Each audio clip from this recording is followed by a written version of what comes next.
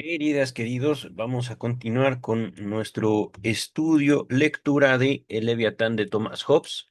Estamos en el capítulo 6 de la primera parte. La primera parte se llama Del hombre, que podemos entenderlo de la humanidad. Me estoy regresando al título del capítulo 6, un título que resumí porque al momento de publicar videos, YouTube solo me permite poner títulos de 100 letras. Y como podrán ver, ahí hay más de 100 letras. De los principios internos de los movimientos voluntarios llamados comúnmente pasiones, y del lenguaje mediante el que son expresadas, perdón. Eh, de las pasiones y el lenguaje, así lo resumí. Y pues ya en el título el autor nos avisa un poquito las maromas, los esfuerzos que hace para tratar de eh, definir, podríamos decir, su objeto de estudio, pero también sus propias observaciones. Ajá. Ya todo esto lo hemos visto, lo están viendo en pantalla. Si gustan pausarlo y leerlo, adelante. Yo voy a avanzar. Todo esto ya lo habíamos comentado y enfatizo estas palabras que están aquí la parte izquierda, la siguiente página estarán en la parte derecha. Son como subtítulos, algo así como el tema del que trata ese párrafo o esa porción del texto. Ajá. Que como podrán ver, si hablamos de pasiones, aquí recuerdo que se aproximó mucho Thomas Hobbes a un texto de Sigmund Freud llamado Pulsiones y Destinos de Pulsión, o posiblemente haya sido al revés, sea, haya sido Freud a través de su lectura de Hobbes, aproximándose a, digamos, la biología, el cuerpo, las fuerzas que nos habitan de forma tal que podemos hablar, digamos, de una inclinación, un empuje, un instinto, una pulsión. Ajá. De ahí Hobbes comienza a hablar de un conjunto de fenómenos y de manera, debo decirlo, un tanto superficial. Después de todo, no es tampoco su intención, eh, digamos,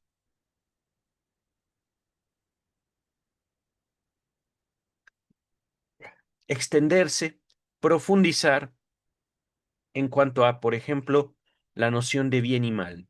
Ujú. No es su intención,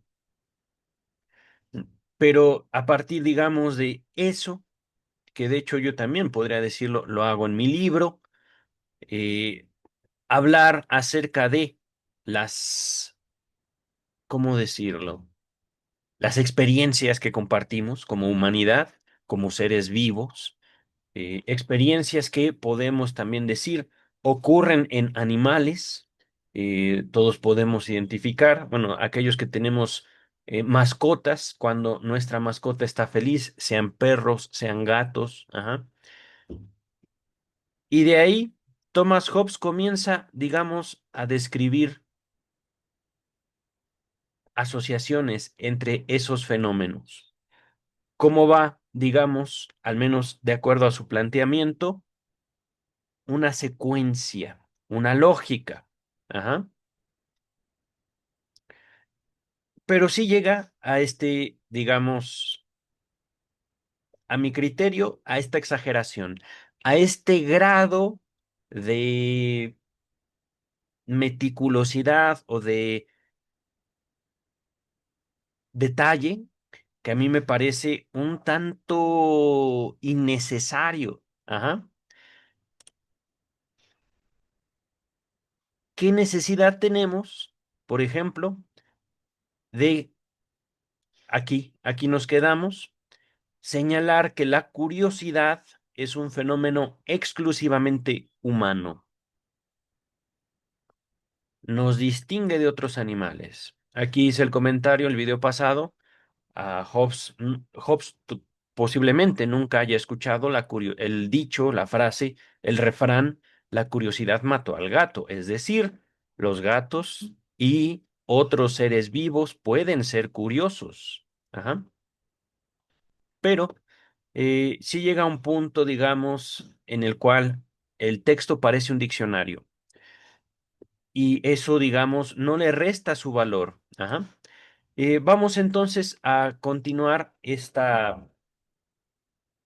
no sé si se escuche un camión, este recorrido que hace Hobbes sobre las pasiones y el lenguaje.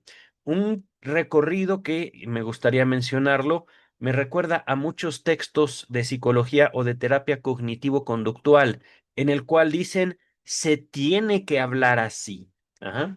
De alguna manera, los psicólogos, psicólogas, los terapeutas cognitivo-conductuales están muy enemistados con el lenguaje. Están muy enojados con que la gente hable como puede, como quiere. Ajá. Pero, ni modo, el lenguaje es algo vivo, el lenguaje es algo que nos sirve, y si el lenguaje no nos sirve, entonces no lo usamos. Pero, ahorita continuamos con el texto. Al miedo de un poder invisible, fingido por la mente o imaginado a partir de historias que han sido aceptadas por el público, lo llamamos religión. Si no han sido aceptadas, superstición. Y cuando el poder imaginado es verdaderamente tal y como lo imaginamos, verdadera religión. Ajá. Aquí recordemos el contexto en el cual fue escrita esta obra. Thomas Hobbes no vivía en un mundo como ustedes y como yo. Ajá. No tenían internet. Eh, en aquellos tiempos, y es algo que también yo mismo menciono en mi libro, El origen de la ley, la religión es, al menos en ciertos lugares del mundo, el mayor representante de la cultura humana. Ajá. Y esto no está enemistado con el psicoanálisis, esta declaración que estoy haciendo, la misma postura de Freud que podemos encontrar, por ejemplo, en Tótem y Tabú, que les dejo en la descripción, señala cómo la religión ha sido un alivio para las necesidades emocionales humanas. Ajá. Por supuesto, no es la intención de Freud tomar el lugar de la religión, o al menos no de acuerdo a mi lectura. Si gustan, también podemos diferir ahí, no hay ningún problema. Pero, por supuesto, lo que caracteriza mi lectura de la obra freudiana es señalar que el psicoanálisis no se inserta, digamos, en una tradición, en una línea de pensamiento que al menos para el año 2026 en México podemos señalar como psicoterapia. Ajá. Y aquí, por supuesto, en los años en los cuales fue escrito el Leviatán de Thomas Hobbes, no existía la psicoterapia. Ahorita he estado haciendo investigaciones sobre la salud mental y la psicoterapia que llegaré en algún momento a compartir con ustedes de una forma u otra. Yo pienso que a través de videos cortos, eh, la salud mental se origina a partir de 1838, antes del nacimiento siquiera de Sigmund Freud. Y curioso que a pesar de que el concepto existía, había sido nombrado dentro de la comunidad médica, Freud nunca usó el término salud mental como el objetivo hacia el cual encaminaba su obra, el psicoanálisis, y también su práctica médica. Nunca menciona hay que lograr la salud mental o la salud mental se alcanza así. Ajá. Sin embargo, en tiempos de Thomas Hobbes y teniendo la religión justamente como ese calmante, esa forma de atención a las necesidades afectivas, no solo era nada más voy, rezo, me siento más tranquilo, sino también el mismo Thomas Hobbes fue tal vez no un religioso, pero sí un erudito, un filósofo dependiente económicamente de las monarquías. Ajá. Y las monarquías y la religión tenían una relación muy, muy cercana. Ajá. Entonces, bajo este concepto, bajo eh, esta historia, podemos entender por qué Hobbes tiene la necesidad de hablar de una verdadera religión. Ajá. Recordemos también que para este momento, dado que ya se había descubierto América, que América, si mal no recuerdo, se descubrió en 1592, me parece.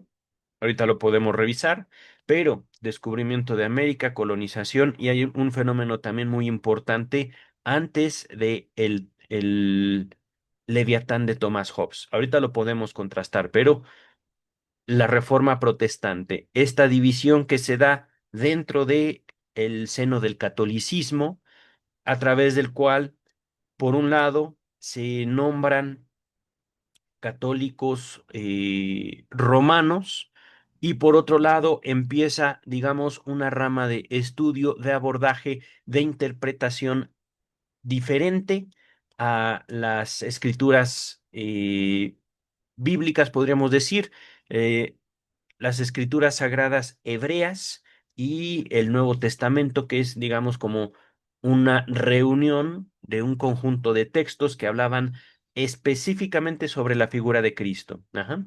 No me voy a meter mucho en esta historia porque es una historia muy larga. Simplemente, digamos, para estos momentos en el cual Thomas Hobbes tiene que hablar de una verdadera religión, ya han pasado muchas cosas, las cruzadas, por ejemplo, grandes matanzas. Esta división justo que les vengo nombrando entre catolicismo y protestantismo, o entre la iglesia romana y una iglesia, digamos, no católica, que no obedece al Papa, que no reconoce al Papa como una figura religiosa, ajá, trajo también muchísimas pérdidas de vida a lo largo de la historia. Ajá.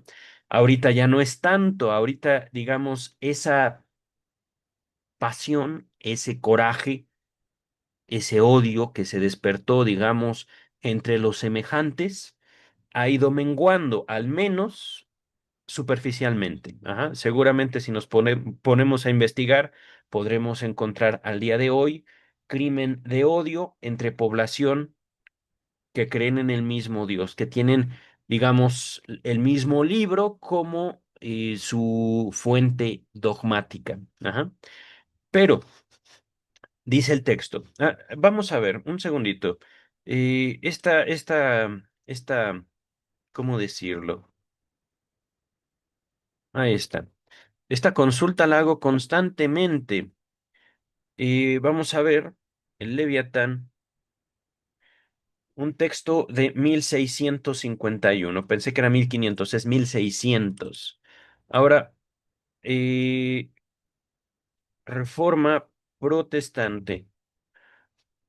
1651 el Leviatán fue posteriormente, 1517. Ajá. Entonces, descubrimiento de América, época colonial, reforma protestante y luego el Leviatán. Ajá. Ya estaremos hablando en otros momentos, o ya lo he mencionado incluso en otros videos, sobre también el hecho fundamental en cuanto al orden que, digamos, viene a traducirse en nuestra realidad social que le sigue a Leviatán cronológicamente es la Revolución Francesa, movimiento que da origen a el Estado moderno, movimiento que da el origen también, digamos, a los derechos humanos, que en esos momentos eran derechos del hombre, no de la mujer, sino del hombre, devino, por supuesto, en los derechos humanos, vinieron guerras mundiales, etcétera. La ONU, OMS, pero regresamos al texto de Thomas Hobbes. Ajá. Nada de esto que estoy mencionando, ni la ONU ni la OMS, eran, por supuesto, realidades al momento de Hobbes escribir su Leviatán. Dice terror, pánico, al miedo, sin que sepamos su por qué ni de qué. Lo llamamos terror, pánico, nombre derivado de las fábulas que se atribuyen a Pan, el dios Pan, dios griego Pan, aunque en realidad siempre hay en quien teme perdón, una cierta aprehensión de la causa.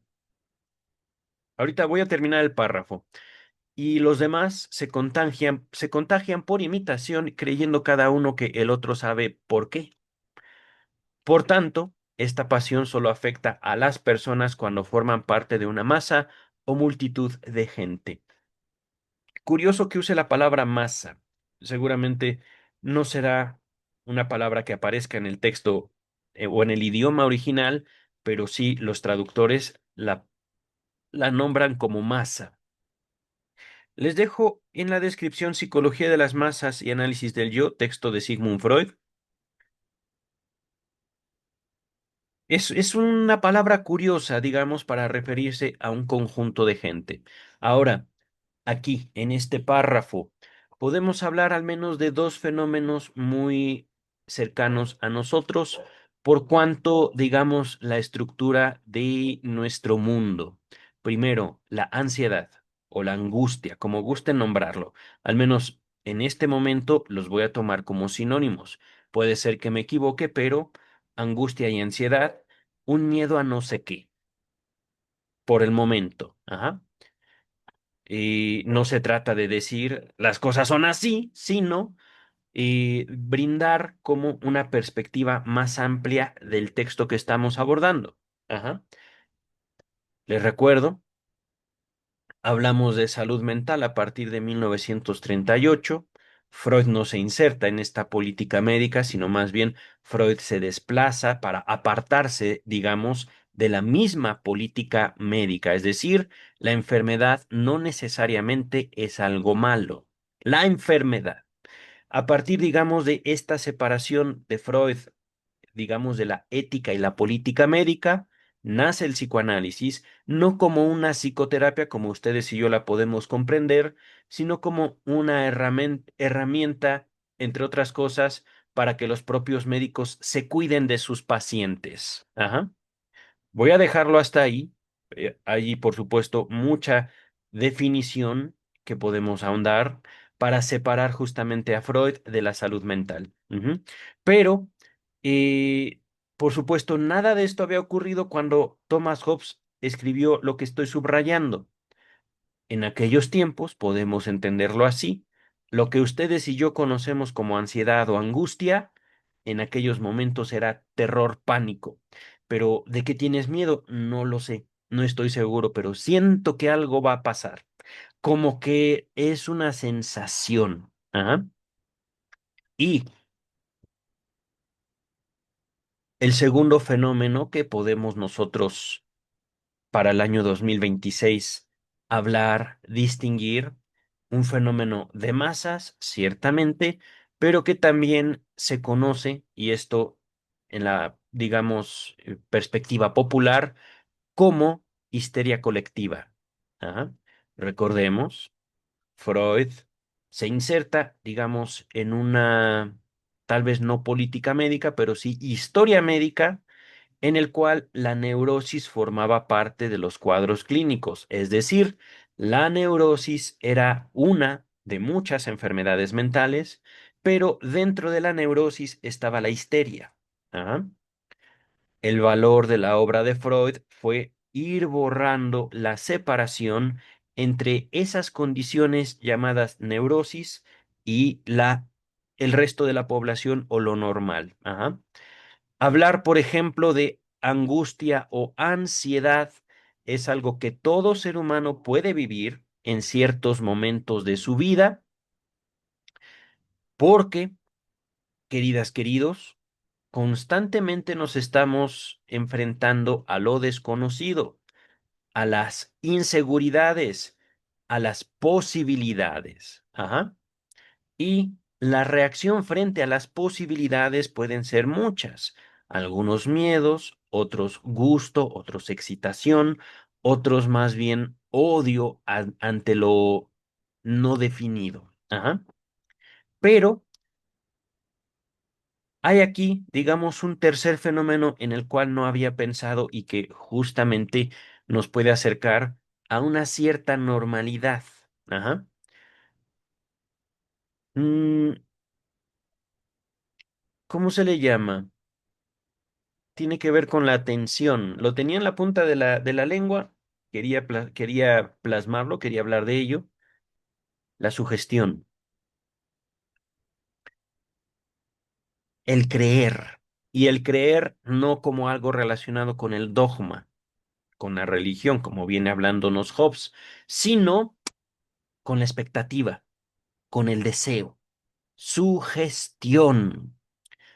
Supongamos un ejemplo típico de sugestión.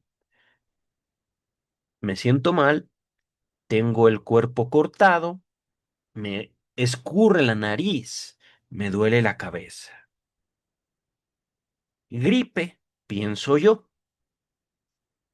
¿Qué voy a hacer para combatir esta gripe? Antigripal. Mua.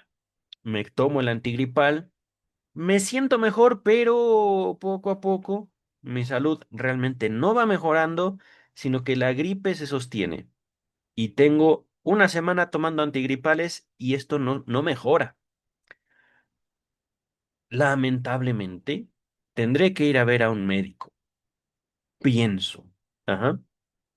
Y digo lamentablemente porque no me dan ganas, no me siento cómodo, no me gusta ir al médico, pero es algo que tengo que hacer porque esta gripe que tengo no mejora.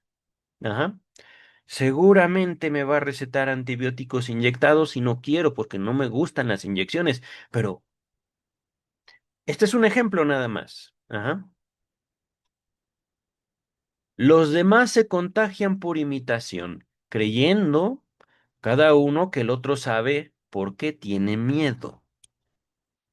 Histeria colectiva, pero, queridas, queridos, al fondo, al menos como psicoanalista les puedo nombrar que se encuentra la sugestión y esto no como un fenómeno patológico. Esto es simplemente una forma más de adaptación del ser humano a la realidad. Ajá. Y es una forma que se inserta en nosotros desde pequeñitos, desde bebés. No les puedo decir que desde que nacemos, porque justamente para que exista un deseo, tiene que haber una historia.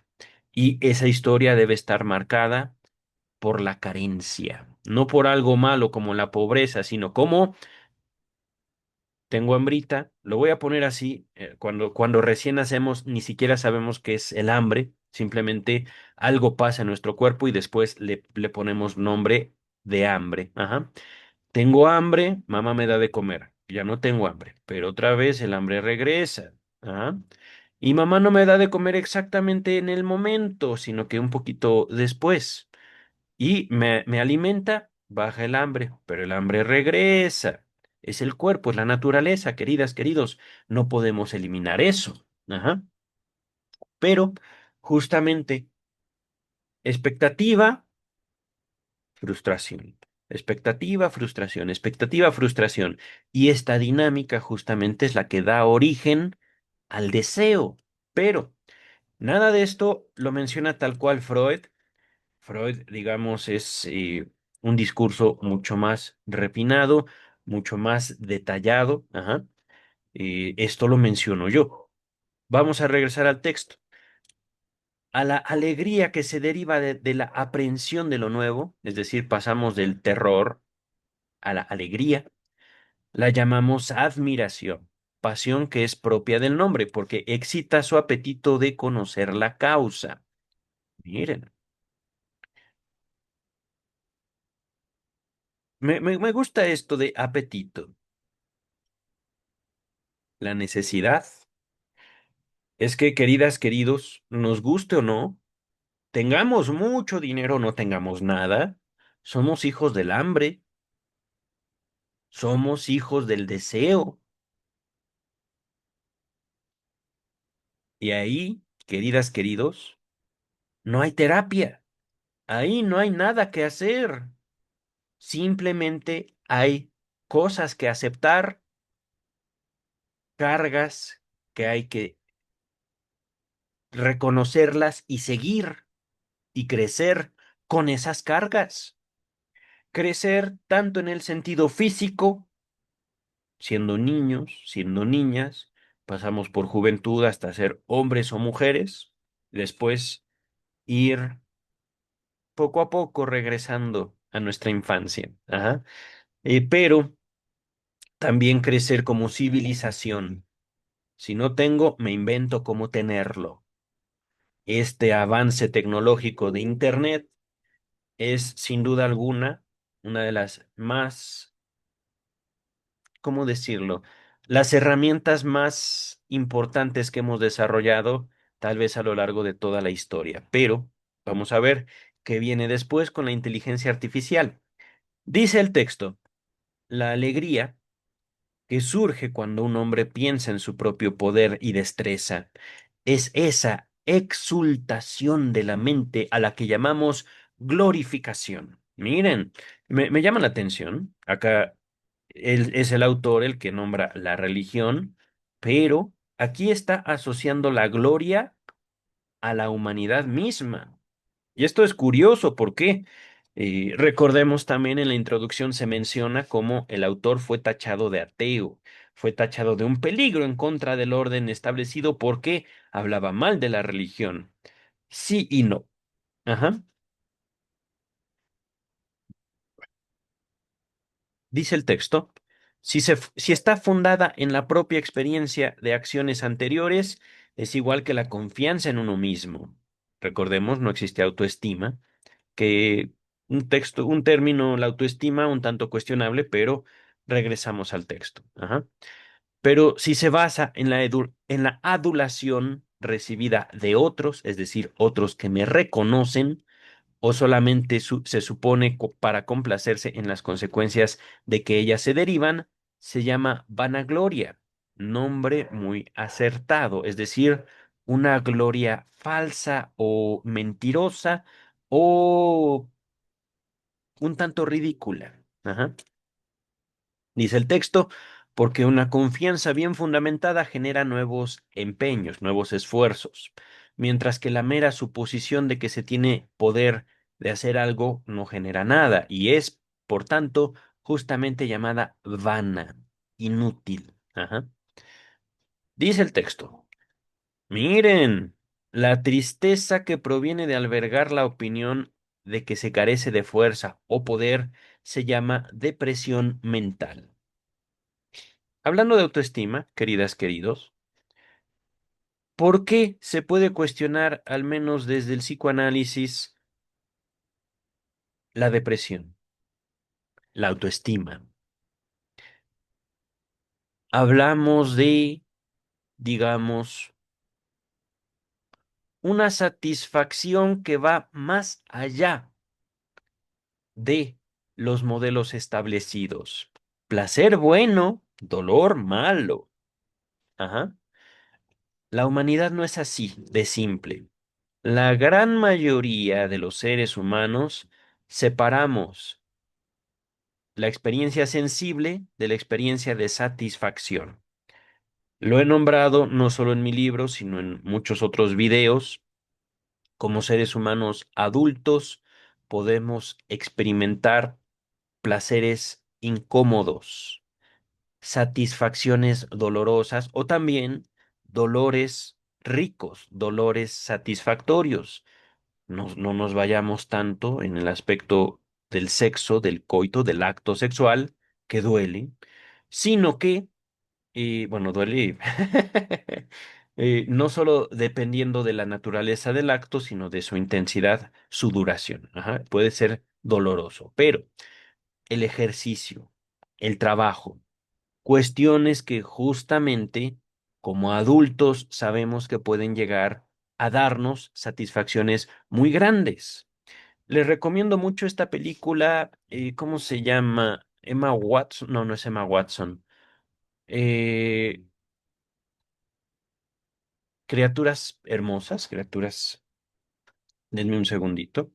Están viendo el texto, ¿verdad? Sí. Voy eh, a ver, mm, ¿dónde está? ¿Dónde está? Aquí está.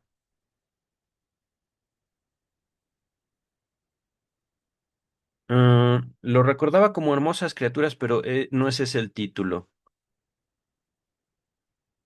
A ver,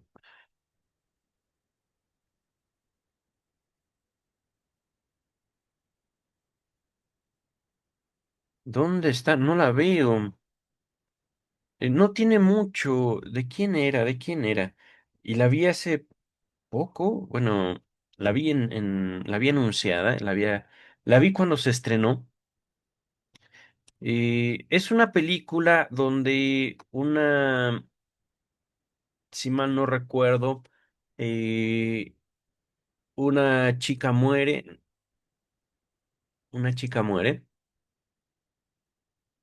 una niña muere y su cerebro es trasladado a el cerebro de una mujer que acababa de morir, una jovencita. Esta jovencita o este cuerpo más bien adulto, es una mujer joven, pero ya adulta, tiene, digamos, el cerebro de una niña. Ajá. Y en su, digamos, apropiación del cuerpo, la forma en la cual establece una relación con el mundo a través de su cuerpo. En estas sensaciones de placer y dolor es simplemente bellísima, simplemente bellísima. Al hablar, por ejemplo, están viendo el texto, ¿verdad? Correcto. Depresión. ¿Existiría alguna relación de la depresión con el masoquismo? ¿Sería posible que algunas personas en el mundo les guste decir o pensar de ellos mismos, de ellas mismas, soy un inútil, no sirvo para nada, qué vergüenza ser yo, etcétera, etcétera, etcétera, etcétera? Digamos, en un sentido sensible, imaginemos, esto soy yo, inútil, baboso, tonto, ¡pa! Y algunos de ustedes, ¿por qué no? Excitarse. Con eso, queridas, queridos, hablar de no solo psicoanálisis, sino del espíritu humano, es ir un poquito más allá de esas categorías, de esas formas en las cuales la gente quiere posicionar lo que es bueno y lo que es malo, lo normal. Ajá. Hablar de depresión no es hablar necesariamente de traumas, de una desgracia humana, sino justamente de la enorme, enorme, enorme capacidad que tiene el espíritu humano de adaptarse, ajá, a las condiciones que solo ellos, los individuos, no la cultura, no la civilización, sino los individuos tienen a sus condiciones específicas de vida. Ajá. Se habla de autoestima cuando no se quiere hablar de gente que puede gozar del castigo.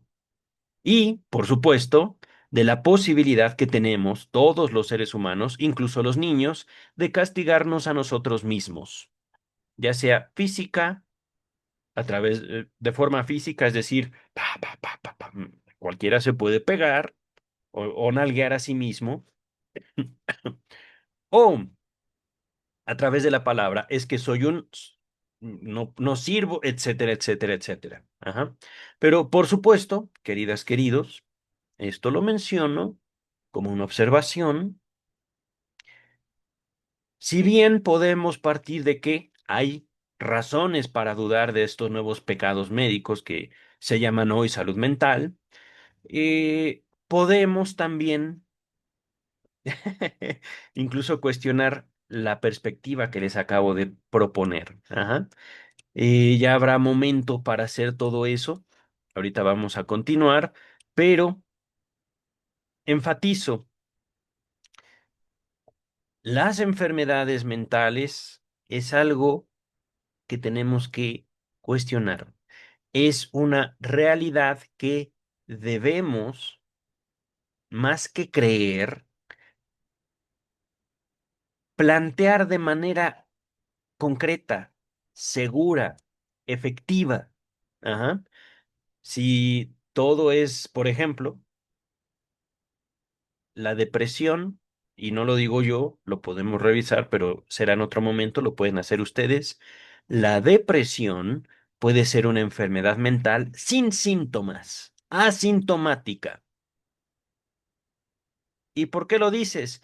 Ah, bueno, pues porque muchas personas que se suicidan no necesariamente muestran o fueron diagnosticadas clínicamente como depresivas. Entonces, depresión igual a suicidio o suicidio igual a depresión. Cuidado, cuidado. Cualquiera podemos tener depresión. Y entonces, puf.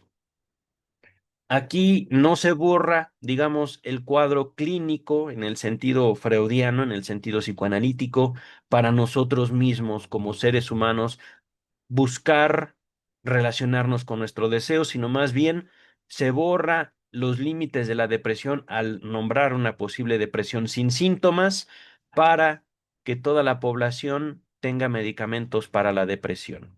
Ajá. Lo cual, por favor, digo, eh, es cuestionable. Ajá. Si buscamos medicamentos para la depresión, ¿por qué no conformarnos con el azúcar, con el chocolate? ¿Por qué tienen que ser medicamentos? Y de ahí podemos también extender a una libertad que tenemos todos en, por ejemplo, en vez de tomar medicamentos antidepresivos, tomar una cerveza e irme con mis amigos. Por ejemplo, ¿no? Y hay muchas, pero muchas más variaciones. Vamos ahorita a continuar con el texto.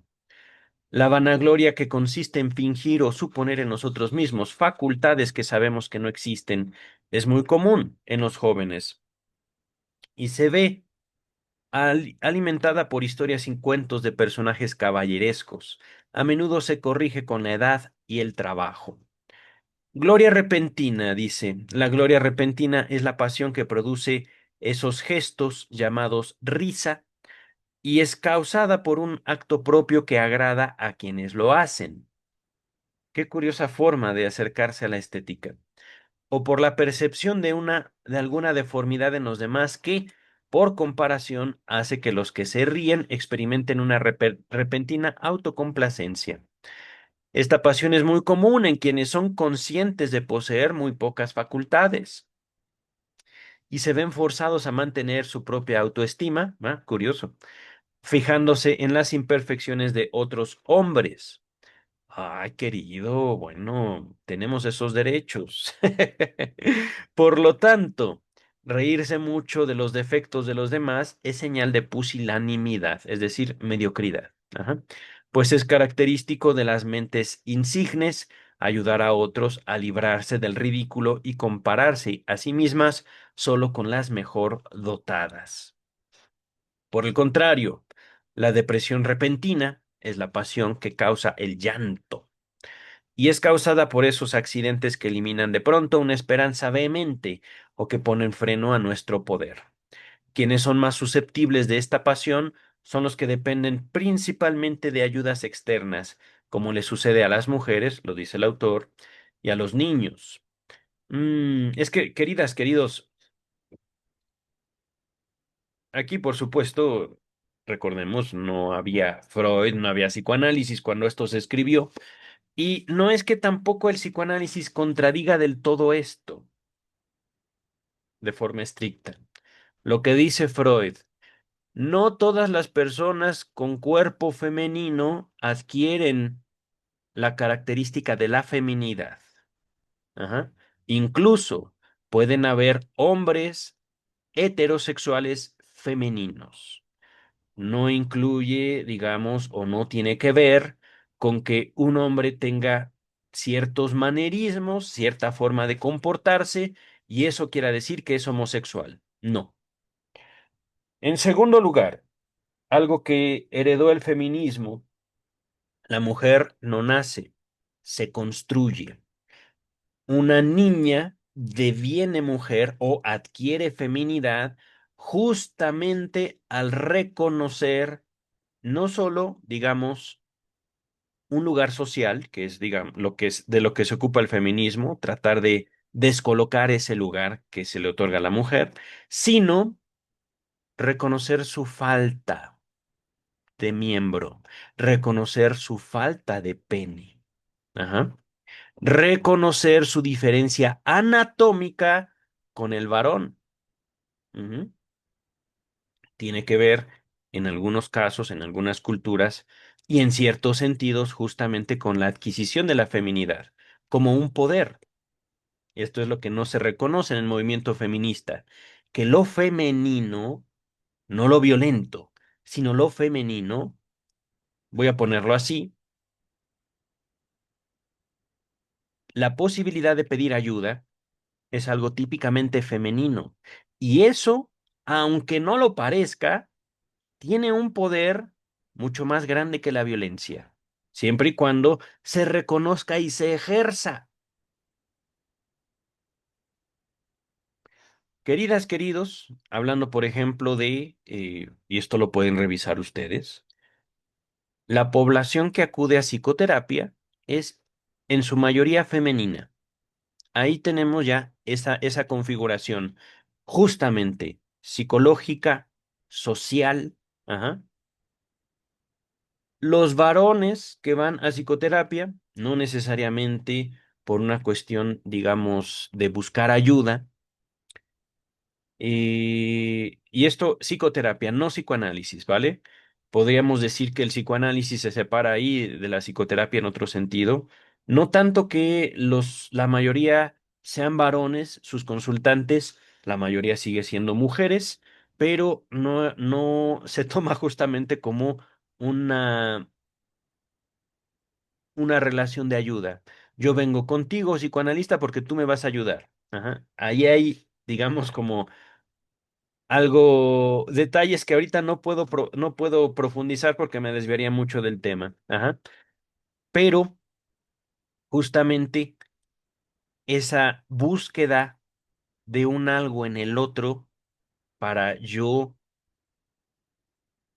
alcanzar, digamos, una posición es como podemos nombrar simbólicamente la construcción de lo femenino.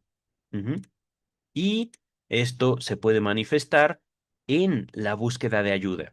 Ajá. Por eso digo, no es necesariamente el llanto, por ejemplo, ni algo malo, ni algo que se tenga que combatir, ni en lo femenino, ni en los niños, ajá, mucho menos en los hombres. Podemos llorar por gusto, podemos llorar para sentirnos vivos, ajá.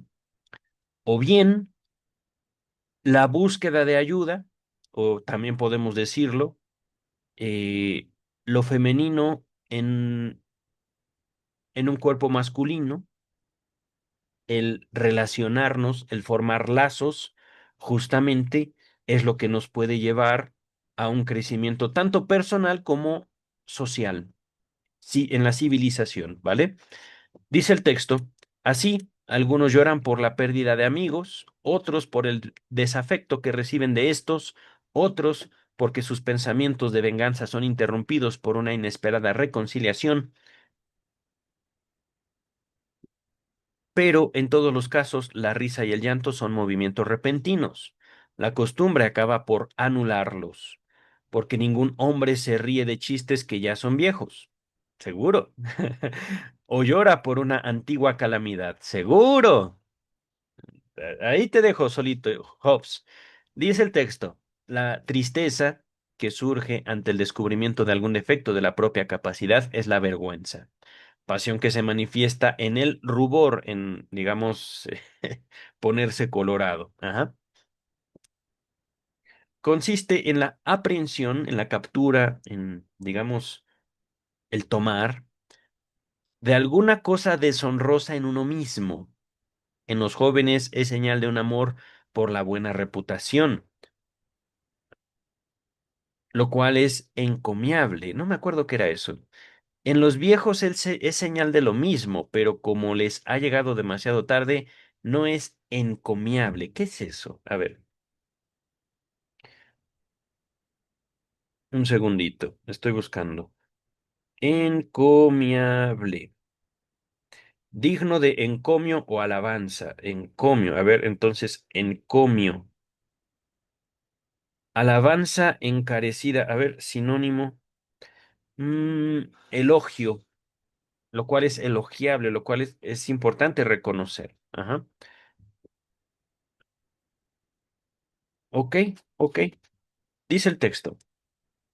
El desdén por la buena reputación por la buena reputación se llama desvergüenza. La tristeza por las calamidades de otros es la lástima, y surge al imaginar que calamidades parecidas pueden caer sobre uno mismo. Por eso se llama también compasión, o con frase de nuestros tiempos, compañía en el sentimiento. Podemos llamarlo también empatía, ¿vale? Cuando Cuanto mejores son los hombres, menos lástima tienen por calamidades, que son resultado de una gran maldad. Y quienes se conmiseran menos expuestos a este tipo de calamidades detestan que se tenga lástima por ellas. El desdén o indiferencia ante las calamidades de los demás es lo que los hombres llaman crueldad y procede de sentirse seguro en la propia muerte. ¡Wow! Eso está interesante, ¿eh? Voy a cambiarlo. No crueldad, sadismo. Sentirse seguro en la propia muerte.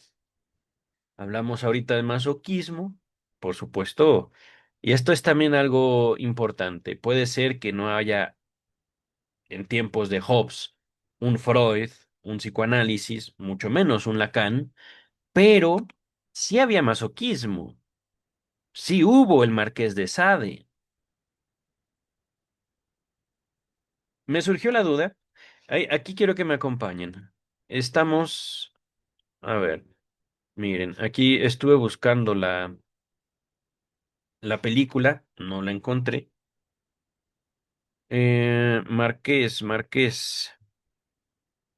Marqués de Sade. Ah, me he equivocado, es con S. Miren, efectivamente, su obra, podemos decirlo, eh, es posterior a Hobbes. Me he equivocado ahí. Libros.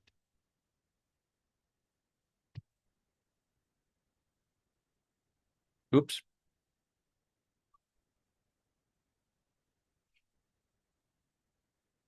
1791, después de Leviatán. Después de la Revolución Francesa, incluso. El Marqués es un hijo de la Revolución Francesa.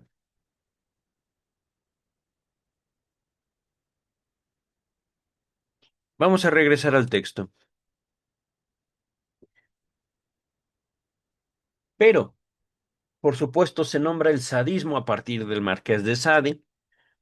Eso no quiere decir que no haya existido justamente grandes inquisidores, grandes torturadores que hayan tenido un particular gusto por su trabajo. Ajá. Vamos a continuar entonces donde me quedé, aquí en crueldad. Repito, procede de un sentirse seguro en la propia muerte, porque no puedo concebir que nadie se complazca en las grandes desventuras de otros, sin que haya alguna afinidad que vaya en provecho propio. Interesante, ¿eh? Aquí Hobbes comparte una perspectiva que yo creo que el mismo Freud tomaría. Hay una relación doble siempre en el individuo, con los demás y con uno mismo. Dice el texto, la tristeza por el éxito de un competidor en riqueza, honor o cualquier otro bien.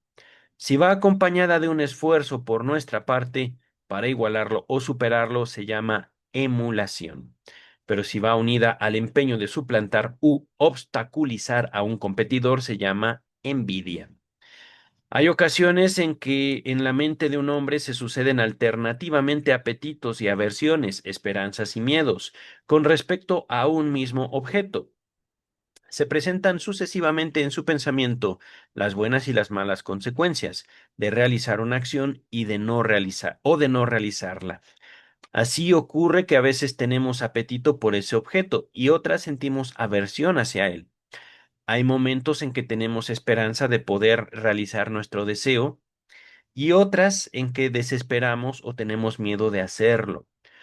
Toda esta suma de deseos, aversiones, esperanzas y miedos que se suceden unos a otros hasta que la cosa es realizada o dejada por imposible, es lo que llamamos deliberación.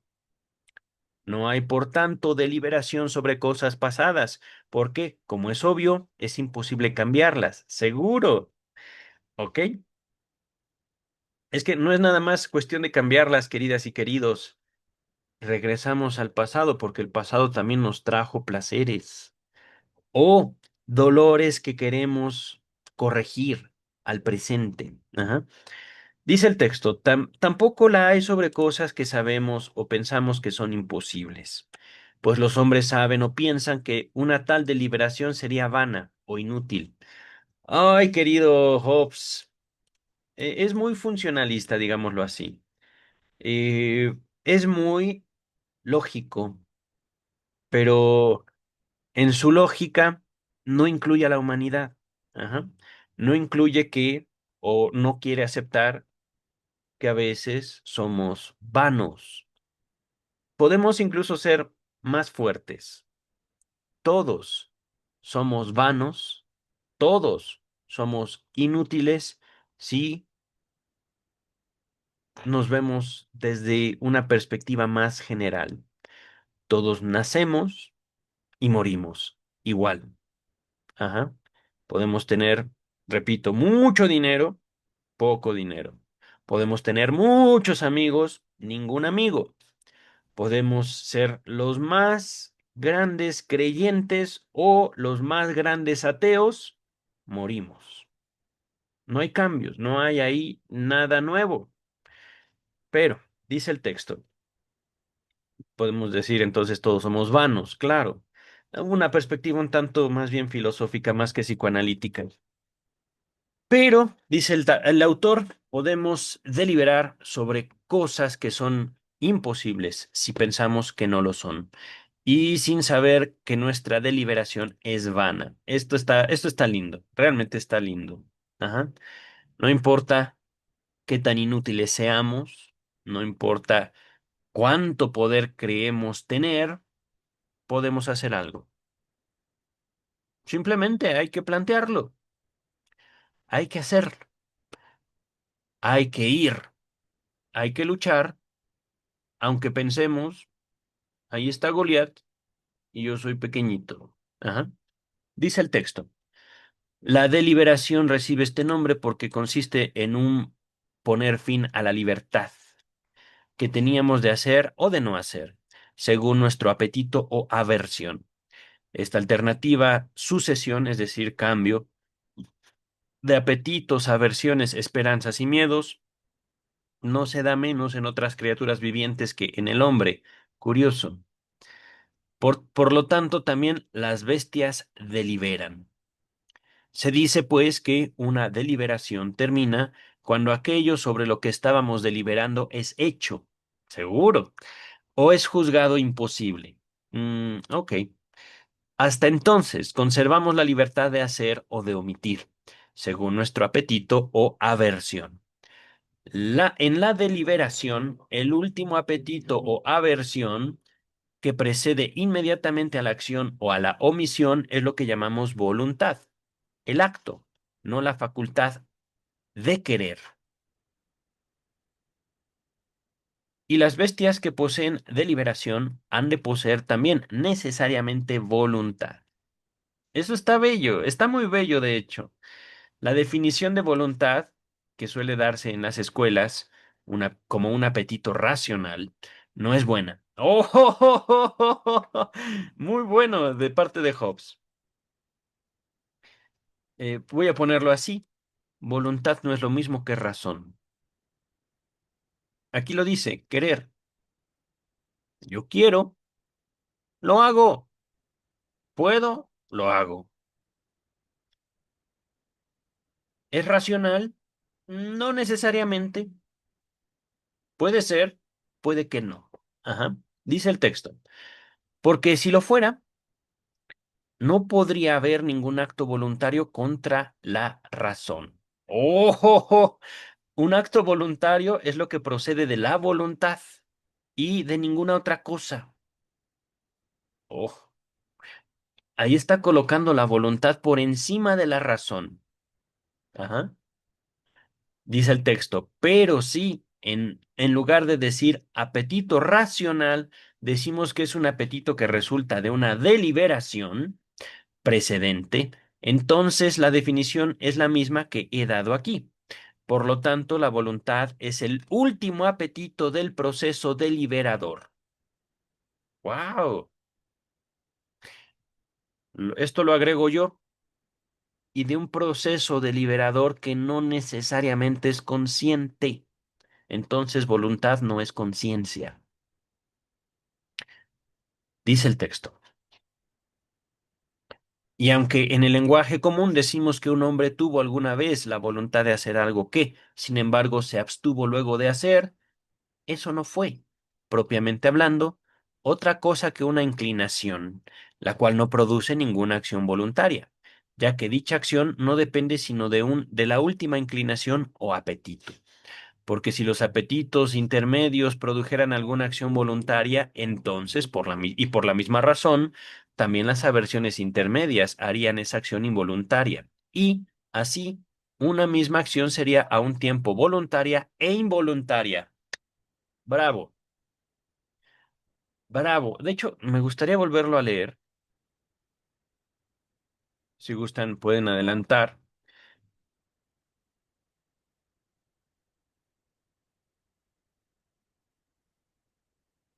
Un acto voluntario es el que procede de la voluntad y de ninguna otra cosa. Pero si en lugar de decir apetito racional decimos que es un apetito que resulta de una deliberación precedente, entonces la definición es la misma que he dado aquí. Por lo tanto, la voluntad es el último apetito en el proceso deliberador. La voluntad es el último apetito en el proceso deliberador. El último apetito. Eso es lo que me llama la atención. El último apetito. Tenemos esta relación de quiero a veces, no quiero a veces, sí, no, sí, no, sí, no. En eso no, no creo que se equivoque. Podríamos sustituir la palabra apetito por deseo, capricho. Lo último que se nos ocurrió, lo último que quisimos, eso hicimos. Ajá. Y aunque en el lenguaje común decimos que un hombre tuvo alguna vez la voluntad de hacer algo que se abstuvo luego de hacer, es decir, no siempre hacemos todo lo que queremos, eso no fue propiamente hablando otra cosa que una inclinación. Es decir, no todo deseo se lleva a cabo. Totalmente cierto. Lo cual no produce una acción, ninguna acción voluntaria, ninguna conducta. Conductistas. Ya se ha dicho, acción no depende perdón, ya que dicha acción, el acto voluntario, no depende de una última inclinación o apetito. Porque si los apetitos intermedios, es decir, ni sí ni no, estamos en medio, ajá, si eso, si esa indecisión produjera alguna acción voluntaria, entonces, y por la misma razón, también los no intermedio aversiones intermedias harían esa acción involuntaria y así una misma acción sería al mismo tiempo voluntaria e involuntaria. Ujú. Eso tengo que meditarlo. Una acción al mismo tiempo voluntaria e involuntaria. Digo, desde el derecho también me pregunto si hay voluntad y si no hay voluntad, no elimina la responsabilidad.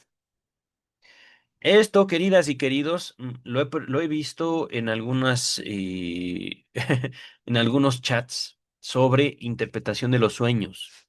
Es que yo soñé que hice cosas muy malas y me siento culpable. No las hice en realidad, pero las soñé. ¿Qué hago con esa culpa? Pregunta para ustedes, queridas y queridos. No es que yo sienta esa culpa, leí esa pregunta en un chat y me pareció interesante. ¿Qué hacen ustedes con la culpa? Continúo con el texto, pero es evidente que no solo las acciones que se originan en la avaricia, la ambición, el deseo o cualquier otro apetito con respecto a una cosa son acciones voluntarias, sino que también son las que se originan en una aversión o miedo a las consecuencias que seguirían de la omisión o no acción.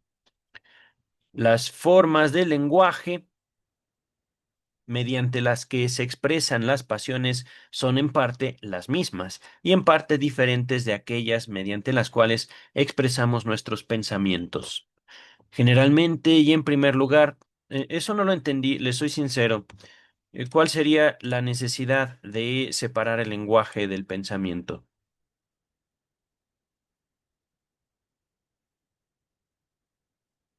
Digamos, como en cuanto a sus materias. Ajá. Aquí está poniendo las pasiones como, eh, o así lo leo, lo que el lenguaje dice que es. Y lo mismo ocurre con el pensamiento. Es así como lo estoy leyendo, tal vez me equivoque aquí. Lenguaje y pensamientos es lo mismo.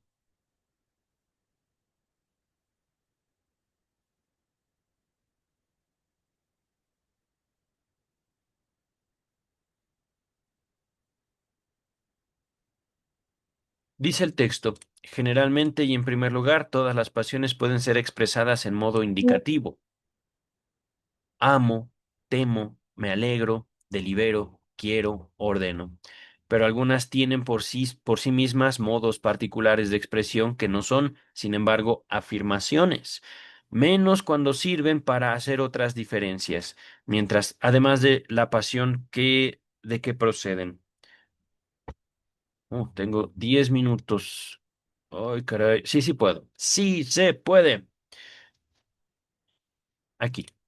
La deliberación es expresada en modo subjuntivo. No sé qué es eso, pero lo vamos a dejar pendiente. Tengo que acabar este capítulo y me falta una página, ¿vale? Que es una manera de hablar apropiada para significar meras suposiciones, el modo subjuntivo, con sus consecuencias.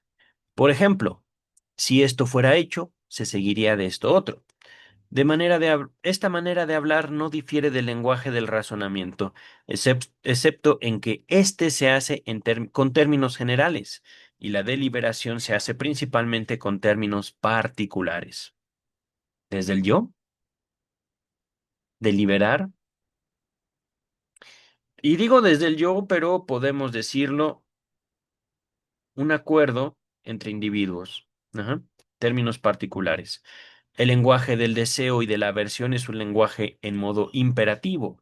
Haz esto, no hagas eso.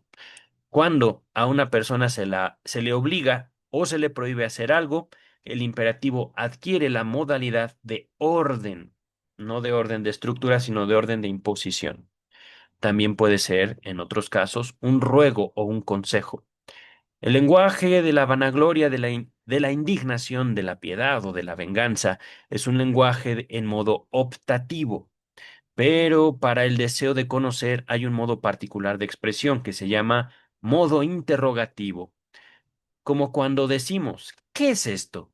¿Cuándo será? ¿Cómo se hace? ¿Por qué? Además de los anteriores, no puedo encontrar ningún otro lenguaje para las pasiones. ¿No? Porque maldecir, jurar, difamar, etcétera, nada significan como lenguaje, sino que son acciones de una lengua acostumbrada. Mm. No sé a qué se refiere con acostumbrada, pero vamos a continuar. Estas formas de lenguaje, digo, son expresiones o significaciones voluntarias de nuestras pasiones, pero no son signos ciertos de que esas pasiones estén dándose de hecho. Pues realmente ninguna palabra, querido. Pues dichos lenguajes pueden usarse de una manera arbitraria, sin que sepamos si quien los usa tiene o no las pasiones correspondientes. Eso aplica a todo realmente, al menos desde mi perspectiva. Ajá.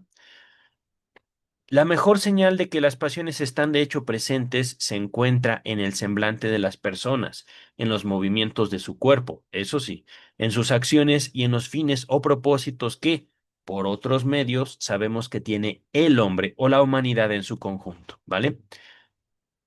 Es la última página.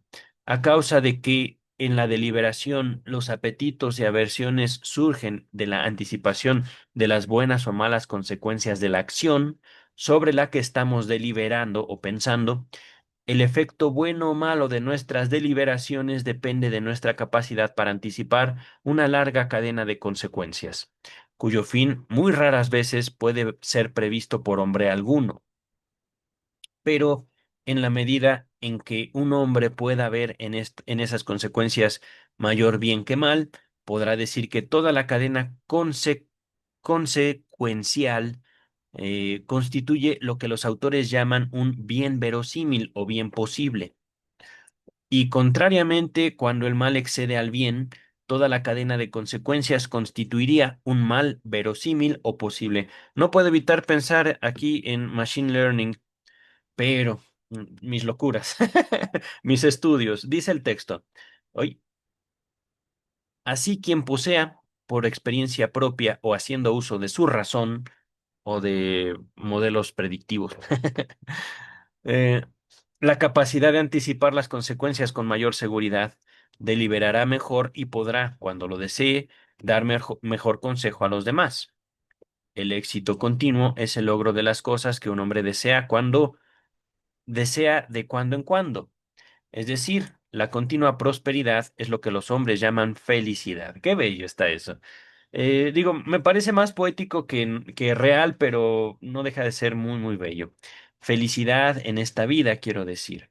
Porque mientras vivamos aquí, no habrá tal cosa como una perpetua tranquilidad de ánimo, ya que de la vida misma es movimiento y jamás podemos estar libres ni de deseo ni de miedo.